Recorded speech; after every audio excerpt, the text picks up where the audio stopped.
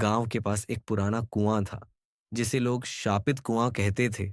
कहते हैं कि उस कुएं के पास रात में जो भी जाता वो वापस नहीं लौटता।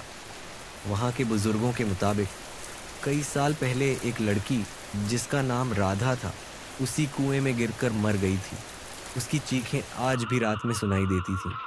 एक रात गांव का एक युवा लड़का अर्जुन, जो इन सब बातों पर यकीन नहीं करता था, अपने दोस्तों के साथ कुएं के पास जाने की ठान ली।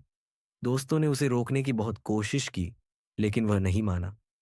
मैं डरपोक नहीं हूं, उसने हंसते हुए कहा।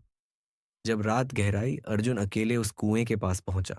चारों ओर अंधेरा था, केवल चांद की हल्की रोशनी कुएं पर पड़ रही थी। कुएं के पास पहुंचते ही उसे अजीब सी ठंड महसूस हुई। अचानक उसे किसी के गाने की आवाज सुनाई दी। आवाज बेहद दर्दनाक थी, जैसे कोई अपनी पीड़ा सुना रहा हो।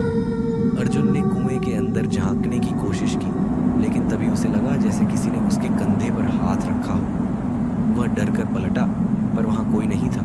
उसकी सांसें तेज हो गईं, लेकिन उसने खुद को संभाला। उसने फिर से कुएं में झांकने की कोशिश की। अचानक कुएं के अंदर से एक चेहरा उभरा, एक लड़की का चेहरा जिसकी आंखें लाल और भयानक थीं। वह चिल्लाई, तुमने मेरी नींद क्यों तोड़ी? अर्जुन पीछे हटने की कोशिश कर रहा था, लेकिन उसके पैर वहीं जमे हुए थे। लड़की का साया कुएं से बाहर निकला और अर्जुन के पास आने लगा। अर्जुन की आवाज बंद हो चुकी थी। कुछ देर बाद वहां केवल सन्नाटा था। सुबह गांव वालों ने अर्जुन को कुएं के पास नहीं पाया।